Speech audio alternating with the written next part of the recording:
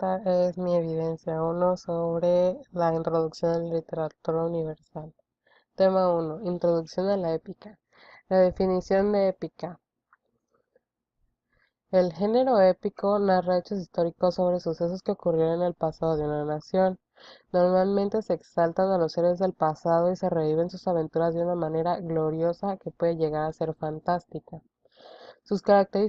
Sus características son que mezclan las leyendas con la historia y las mezclan tanto que hasta parece que todo lo que te cuentan es real. Se transmitían de forma oral. Eso quiere decir que las personas que eran como educadas para contar estos poemas se llamaban aedos. Cuenta con la invocación de una musa en el inicio del texto.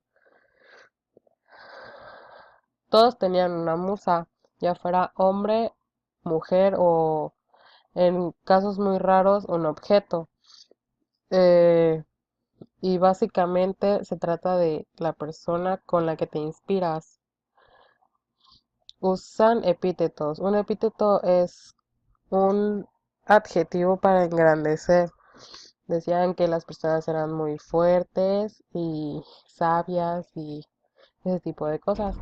Los dioses son personajes que aparecen y conviven con los humanos.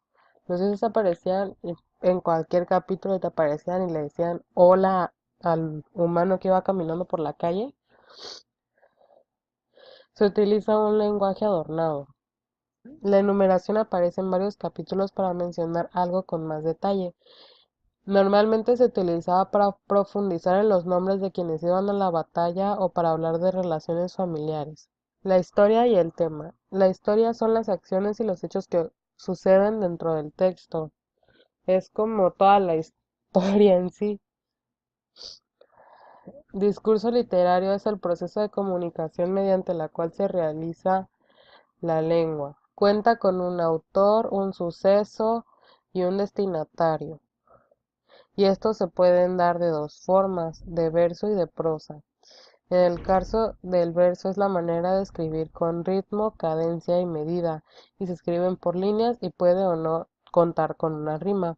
Y en la prosa es como la habla cotidiana, que tiene una estructura común, sin versificación ni rima. Tema. Se refiere a una idea que aparece en el texto y que es central, pero que el autor no dice explícitamente.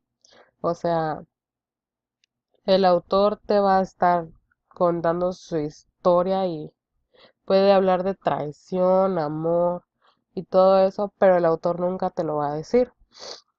Tema 2. Epopeya y épica. La epopeya en la literatura oriental. La epopeya. La epopeya es un subgénero de la épica donde se cuentan las hazañas de algún héroe en una nación poética. Cuenta con la mayoría de las características de la épica que vimos anteriormente. Algunas culturas que tuvieron estas epopeyas. En Egipto. En la literatura egipcia destacaba el simbolismo y la religiosidad que permean sus textos. Los egipcios utilizaban la escritura para decorar los templos y sus casas, en donde escribían acontecimientos históricos que los afectaban como nación. Después intentaron otro método de escritura a través de los papiros, que es una planta que abundaba en el río Nilo. Y esta creación posteriormente fue adoptada por los griegos y los romanos.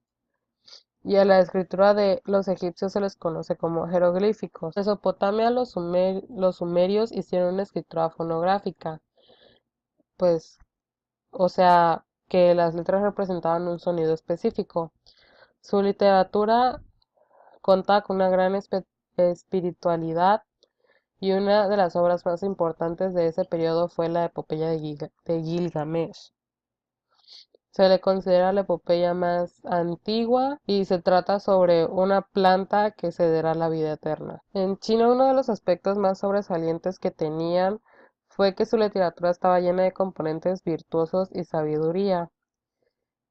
China es un país en el que el prestigio de las letras siempre ha sobrepasado al de las armas. Simbólico es el hecho de que los primeros héroes que aparecen en sus historias no son conquistadores, sino educadores y sabios. Confucio alabó las tradiciones y reformó costumbres chinas a través de sus textos. A sus obras se le conoce como los 13 King, el libro de los King o los 13 clásicos. En la India, esta literatura estaba repleta de imaginación y simbolismos que se veían reflejados en sus contextos religiosos, mezclado con mitos y leyendas. El mundo que presentan generalmente es mágico, místico y lleno de valores como la justicia y la bondad. Para ellos, la vida en la tierra solo es pasajera y lo importante es lo que pasa tras la muerte. Sus dos epopeyas más importantes son el Mahabharata y el Ramayana. El Mahabharata está compuesto por más de 200.000 versos y se le conoce como el poema épico más extenso.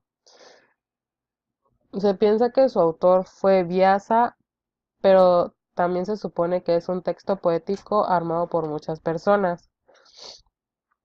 El Ramayana se le atribuye a Valmiki y consta de más de 24.000 estrofas. En Babilonia sus textos fueron producidos por la cultura asirio-babilónica. Estaban relacionados con los mitos, los relatos históricos o las epístolas, que eran un texto dirigido a alguien más en donde se aconsejaba o se enseñaba algo. Los textos que más destacaban en Babilonia eran los relatos históricos, en donde tenían 4 diferentes textos. Los anales, que eran donde se contaban los acontecimientos de año tras año, las historias militares que se desarrollan en las campañas, los fastos, que son donde se centran en lo que sucede en una religión, y relaciones, que es donde le dirigen una carta al dios comentándole lo que sucedió en cada una de sus expediciones. El pueblo hebreo está muy ligado con un libro y pues es la Biblia, que es una mezcla de fuente histórica y relato que va pasando de generación de generación a través del tiempo. Esta se divide en el Antiguo Testamento y el Nuevo Testamento. El Antiguo Testamento se clasifica en varios libros: los libros históricos, los poéticos, los proféticos y los sapienciales. Épica clásica. En la épica clásica tenemos 3 libros que son los más importantes que hubo en esa época. La Ilíada, que cuenta con más de 15.000 versos, está escrita por Homero, aunque también se cree que fue escrita por varias generaciones. La Odisea, que es igual por Homero y también se cree que fue escrita por varias generaciones. Y la Eneida fue el texto donde los romanos intentaban emular las grandes aventuras de los griegos. O sea, fue donde los romanos quisieron escribir sobre los griegos, pero pues se dice que no les salió. El tema 3. Cantares en el medioevo. En esta época se aparecieron las cruzadas, que era un movimiento en donde los soldados cristianos iban a los lugares santos a protegerlos de los llamados infieles, que eran pues las personas de otras religiones como los musulmanes, los judíos, los católicos, y también se dieron los cantares de gesta, que pues fue el género de la épica, pero aquí ya se le llamaba de esta otra manera. Las obras importantes son el poema de Miocid, que también es llamado el Cantar de Miocid, que se escribió a mediados del siglo XII y se basó en un personaje real que vivió en el año 1043 a 1099. La canción de los Nibelungos, que también es llamada como la Ilíada alemana, este texto apareció a finales del siglo XII y principios del siglo XIII. Se desconoce quién es su autor y sirve como una epopeya nacional donde se relatan las hazañas de los antepasados de los pueblos germánicos. Y la canción de Roldán, que cuenta con 4.002 versos distribuidos por estrofas pequeñas. Se cree que se inspira en un momento en que padeció el ejército carlomagno el 15 de agosto de 778, en un desfiladero donde muere el sobrino de Carlomagno, Roldán. Formas narrativas. Descripción. La descripción es cuando se explica algo tratando de limitarlo a través de sus partes o sus características. Se usa para mostrar los lugares en donde se desarrolla la acción y para conocer más cómo son los personajes que se encuentran en ella. Tramas y líneas temáticas. La trama en un texto se va a establecer por la forma en la que los acontecimientos son presentados y van ocurriendo. No necesariamente tienen que ser de forma cronológica, sino que nada más es la forma en la que suceden en el texto. Y la línea temática es un tema que se establece en diferentes obras. Es probable que estas obras tengan, además del tema, otras cosas en común. Por ejemplo, haber sido escritas por el mismo autor o pertenecer a la misma religión geográfica o haber sido escritas en el mismo tiempo. Tema 4. Renacimiento.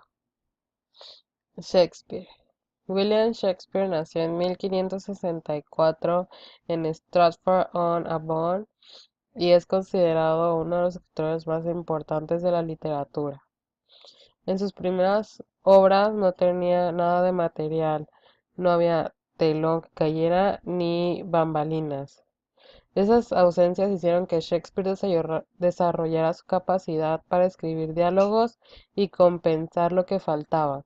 Sus obras de teatro son de diversos géneros, pues escribió tanto comedia como drama y tragedia. Las características generales de sus obras son que muestran el pasado de la vida del protagonista, el héroe siempre fallece, el futuro del héroe es destrozado por acontecimientos terribles y los inocentes sufren.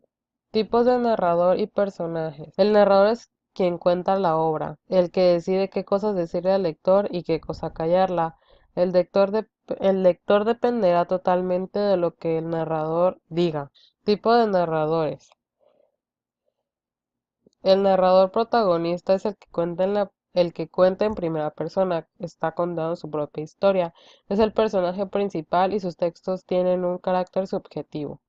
El narrador testigo es el que está contando algo que vio o que escuchó. Puede ser parte de la historia que cuenta, pero no es el personaje principal. El narrador omnisciente es un narrador que sabe todo sobre los protagonistas. Conoce su pasado y sus pensamientos. También tiene conocimiento de la historia y sabe lo que pasará. El narrador en segunda persona habla en segunda persona y pareciera como si le estuviera hablando al lector. No es muy usado ya que es muy difícil de entender. Tipos de personajes. Personaje principal. Es el protagonista de la historia y es por quien se cuenta la historia. Personaje secundario. Su participación es de menor importancia que la del personaje principal, sin embargo, sigue siendo importante para la historia. El personaje incidental aparece solo una vez dentro del texto y cumple un propósito determinado. Puede influir al protagonista o no. El personaje ambiental es el que ayuda a que el lugar en donde se desarrolla la historia tenga coherencia. Se conoce más de este tipo de personaje a través de la manera en la que evoluciona. Es probable que el lector sepa lo que pasó el personaje en el pasado y que por eso justifique las acciones que está tomando en el presente. El personaje plano solo se conocen pocas características de este tipo de personaje y a lo largo del texto se mantienen igual. Pueden estar guiados por una sola cosa: bondad, maldad, enojo, pereza, etc. Tema 5. Siglo de Oro. El Quijote y Miguel de Cervantes.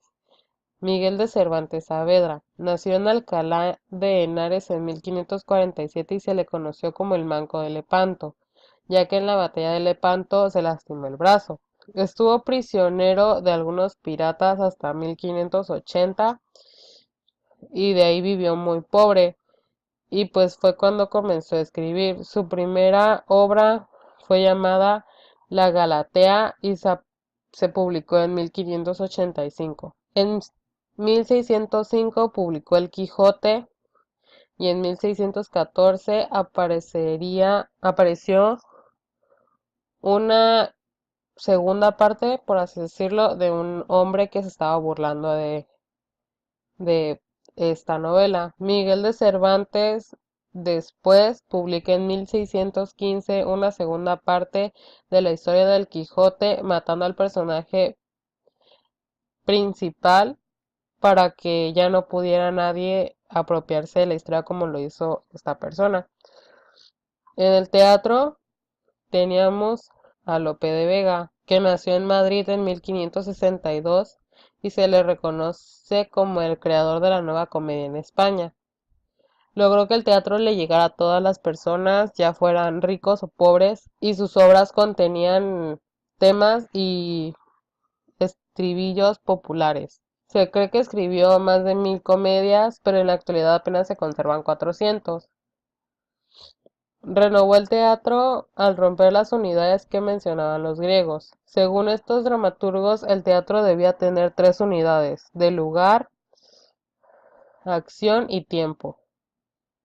A Lope de Vega no le importaron estas reglas e hizo lo que mejor le parecía para sus obras. Cambiar escenarios, contaba diversas historias en sus obras y estas podían transcurrir en varios años. Y en la poesía tenemos el culteranismo. El culteranismo fue una de las corrientes que apareció durante el Siglo de Oro. También se le llama poesía gongorista, ya que fue Luis de Góngora y Argote su máximo exponente.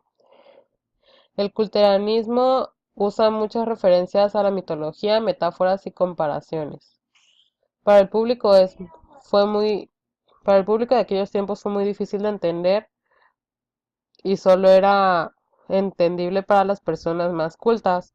Fue por eso que la poesía de Góngora en ese entonces no fue bien recibida y fue catalogada como indescifrable y confusa. Y en el conceptismo se le conoce como conceptismo al estilo